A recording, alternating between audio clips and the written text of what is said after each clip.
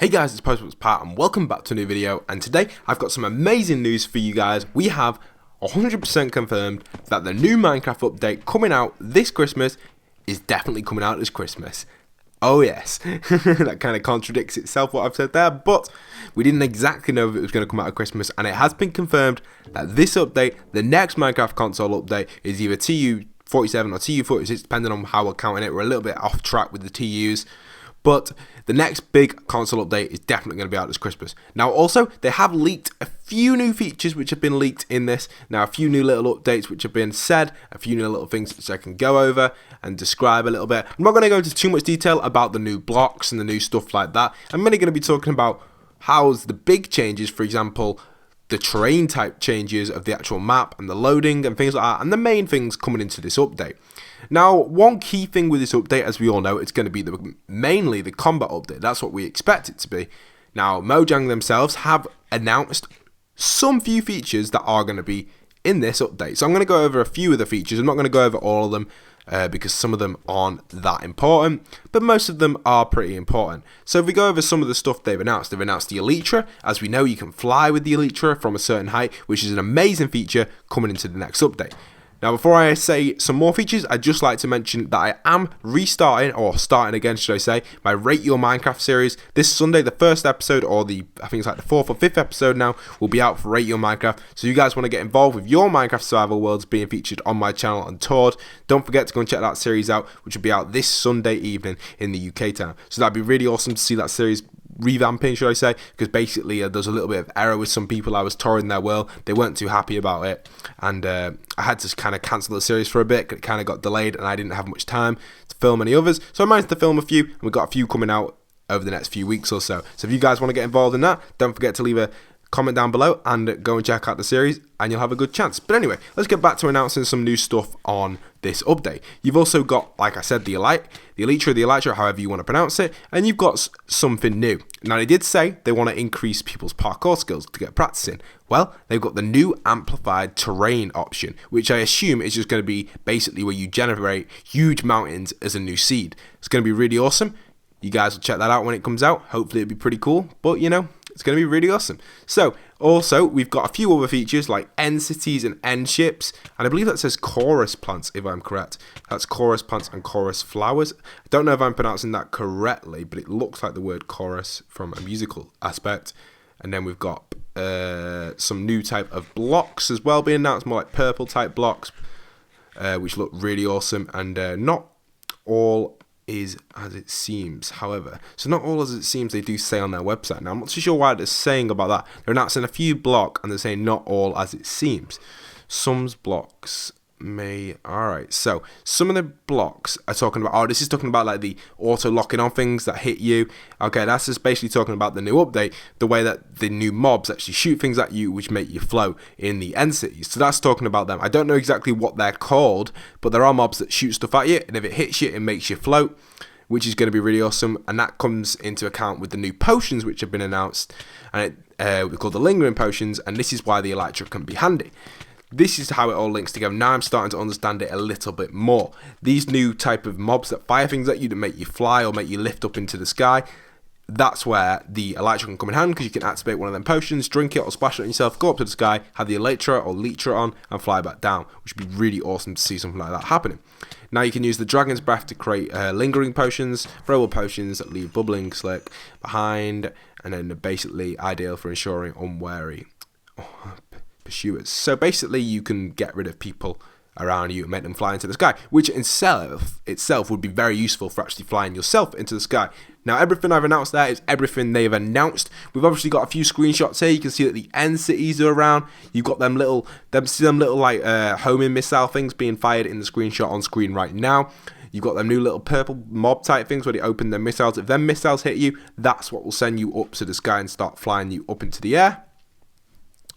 You can also see that this is definitely going to be the combat update, because you've got the different type of arrow tipping in there. Now, honestly, I don't know everything about all this, and I don't know what that purple fig is in the inventory, but I believe, personally, I think that is what you use to craft the purple type end block type things, and also you've got the different arrows which are craftable using different type of effects, like lingering arrow. I believe one's a poison arrow, one's a lingering arrow. I don't know what other arrows you can get. Now, I haven't really researched into it that much. I'm just going off what I know from this.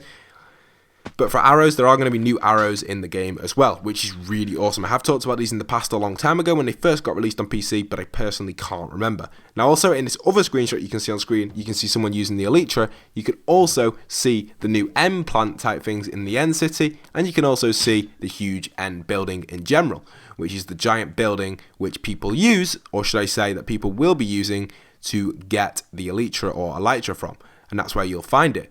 Now, in that big building itself, is just basically you climb to it, you get a little pirate ship, end cities or end ship, should I say, and that's where you usually find the Elytra or Elytra.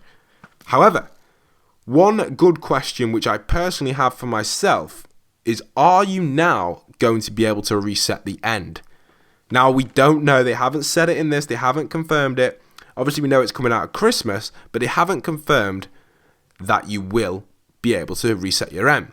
Now, I can assume that you will be able to, because the type of lingering potions requires the dragon's breath actually to craft the potion. So that would be pretty interesting if they don't enable you to reset the end. How will you create endless lingering potions for people because you won't be able to get the dragon's breath? Now, on PC, I don't know if you can reset the end, but I see how this is going to work. Now, you're probably wondering, Pat, what happens if you die with all them lingering potions? What happens if you can only do it once? I assume you'd take an ender chest in with you, an ender chest, and stick all the lingering breath in there, take it back to your world, die, and keep repeating that process over and over again. So that's not difficult itself. But the idea of the end actually being reset is something new that I've kind of thought of. It's got to kind of happen. It has to really work for worlds that want this new feature. So I assume that they're going to put that in, but that's not 100% confirmed. So if you haven't been to the end yet, and we are nearing Christmas time now, I would not recommend going to the end until this update is out. The only reason I say that is because I don't want you guys to go to the end, then go back on at Christmas and be like, why can't I get end cities? Now, personally, I went to the end a very, very long time ago when it was first released, about 2 years ago now, on my subscriber kingdom. So if they don't bring out the feature that resets the end, I'll be very disappointed, and a lot of other survival players will be very disappointed. They did it with the Nether, so why don't they do it with the end? It is possible. I can see them doing it, but you never know with 4J Studios, or Mojang should I say, mainly 4J Studios.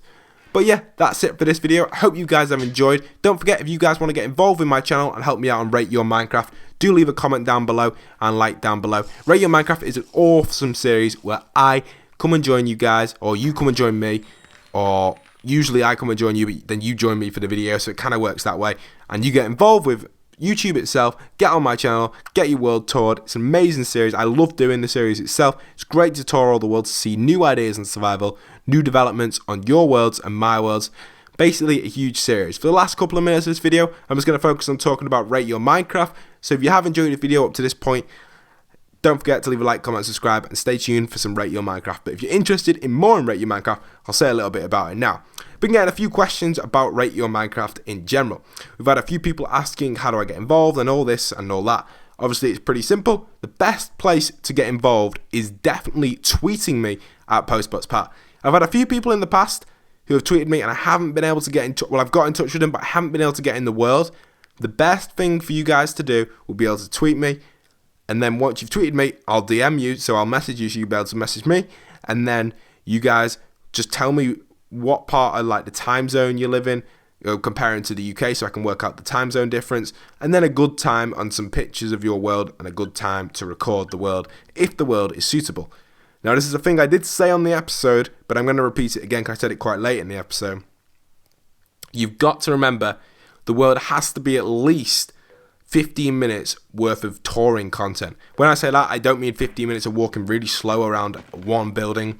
It's got to have a good amount of buildings in, or structures, not always buildings. A lot of underground stuff can be done, farms, things like that.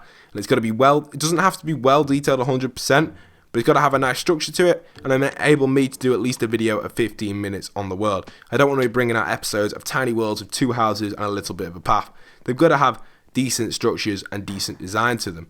Again, that is only my personal preference. I don't want to, as much as I love everyone's survival worlds, and they are awesome, if it's an amazing house and that's all you've built, it's one of them. If the house is so good to be a 10-minute tour, then maybe.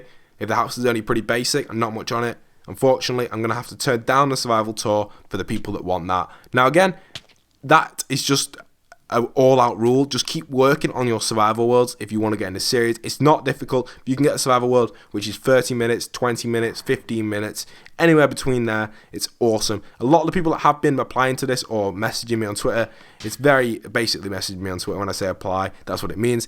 Their worlds have been at least 15 minutes over tours. Anyone who's messaging me other than that, I have to tell them that unfortunately I can't talk. It's not long enough for the video and the series itself. So that's just keeping it with the actual series length and not the actual length of the thing. But anyway, I've waffled on a lot about all this Rate Your Minecraft stuff. If you want to get involved, go and check out the series which is out this Sunday, or check out some of the past episodes.